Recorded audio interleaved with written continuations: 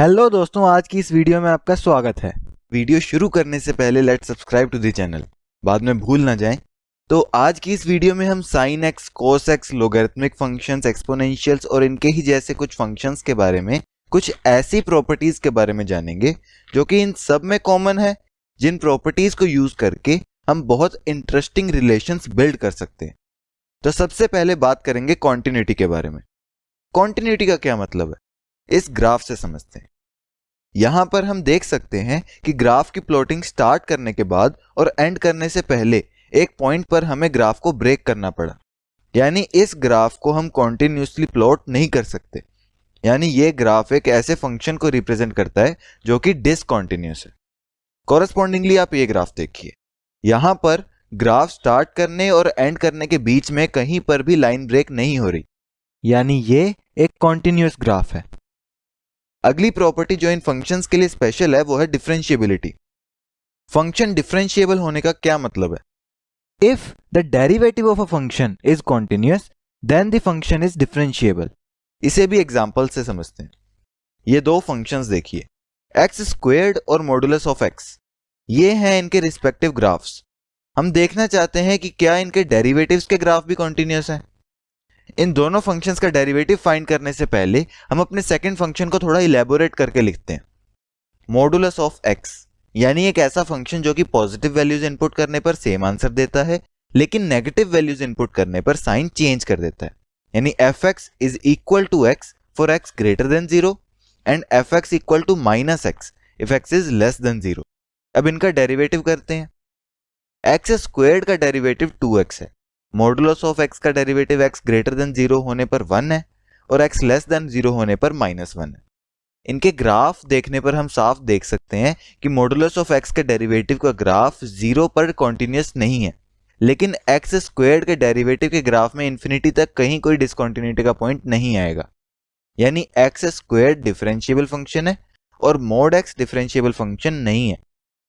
Trigonometric functions, logarithmic functions, exponential functions, polynomial functions और भी कई तरह के फंक्शंस जो कि कॉन्टिन्यूअस और डिफरेंशिएबल होते हैं, उनकी इन प्रॉपर्टीज को यूज करके हम एक बहुत ही इंटरेस्टिंग रिजल्ट डिराइव कर सकते हैं। साइन एक्स से समझते हैं, बाकी सबको यहां से हटा देते हैं।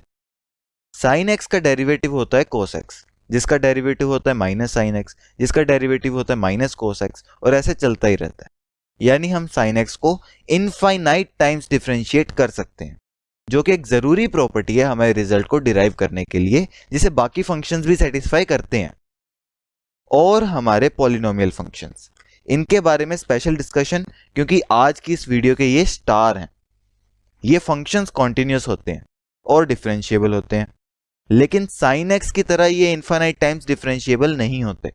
ये सिर्फ उतनी ही बार डिफरेंशिएट किए जा सकते हैं जितनी इनके अंदर एक्स की हाईएस्ट पावर होती है।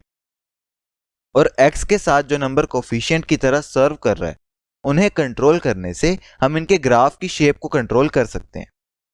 और सबसे इंपॉर्टेंट, इन्हें इंटीग्रेट और डिफरेंशिएट करना सबसे इजी है। अब अगर इनके साथ कैलकुलेशंस करना इतना ही आसान है, तो क्यों ना हम हर फंक्शन को पॉलिनोमियल फंक्शन की फॉर्म में लिख लें। जैसे साइन एक्स के लिए कोई क्वाड्रेटिक इक्वेशन अगर बन सके तो वो हमारे लिए बहुत ईजी कर देगा साइन एक्स की वैल्यूज को कैलकुलेट करना। हमें सिर्फ कोफिशिएंट्स a0, a1 और a2 फाइंड करने पड़ेंगे। स्टेप बाय स्टेप फाइंड करते हैं। Let's put x equal to 0 in this equation.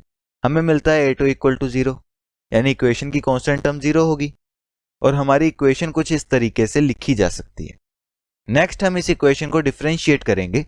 Sine x का डेरिवेटिव होता है cos x और लेफ्ट हैंड साइड को भी डिफरेंशिएट करने पर हमें ये इक्वेशन मिलेगी। इसमें भी x को 0 पुट कर लेंगे और हमें मिलेगी a1 की वैल्यू जो है 1।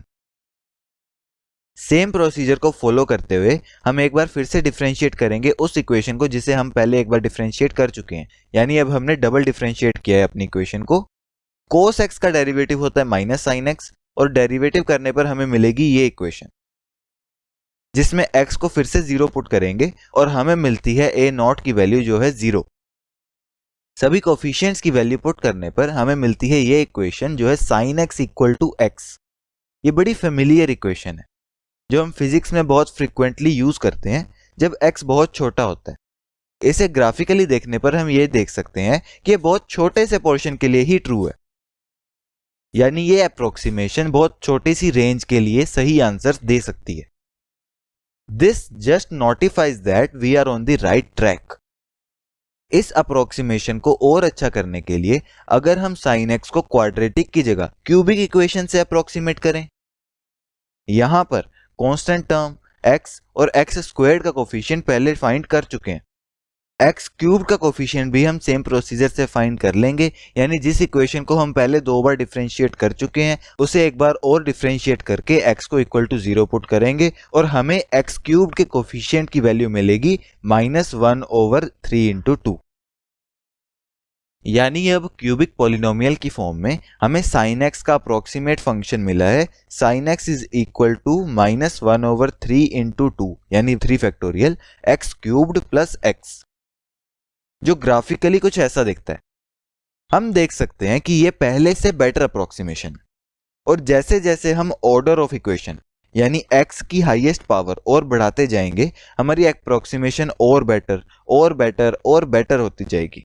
और ऑब्वियसली पॉलिनोमियल का ऑर्डर इनफाइनाइट करने पर, यानी पॉलिनोमियल के अंदर इनफाइनाइट टर्म्स करने पर, वो कंप्लीटली sin x के ग्राफ को ट्रेस करेगा। sin x के लिए हम इसकी टर्म्स को इस समेशन को सॉल्व करके फाइंड कर सकते हैं। यह है cos x, लोगैरिथमिक फंक्शंस और एक्सपोनेंशियल फंक्शंस के पॉलिनोमियल एक्सपेंशन। क्योंकि logarithmic function x equal to 0 पर डिफाइंड ही नहीं है, इसलिए इसका पॉलिनोमियल फाइंड करते हुए हम प्रोसीजर में x इक्वल टू 0 की जगह x इक्वल टू 1 पुट करके फाइंड करेंगे। अब ये कितना यूजफुल है ये देखते हैं।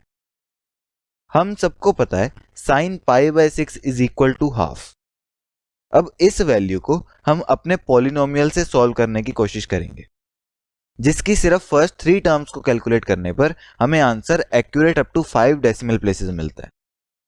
तो इस तरीके से हम sin x की वैल्यू किसी भी x की वैल्यू के लिए फाइंड कर सकते हैं।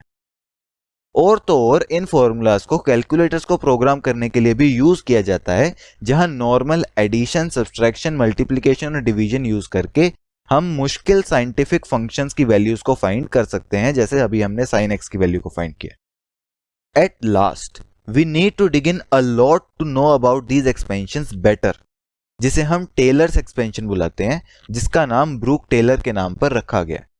लेकिन इन एक्सपेंशंस की हिस्ट्री ब्रूक टेलर से बहुत पुरानी है और इंडिया में ही इस एक्सपेंशन को यूज करने के फर्स्ट ट्रेसेस मिले हैं, जिनका कोई रिटर्न प्रूफ अब एग्जिस्ट नहीं करता।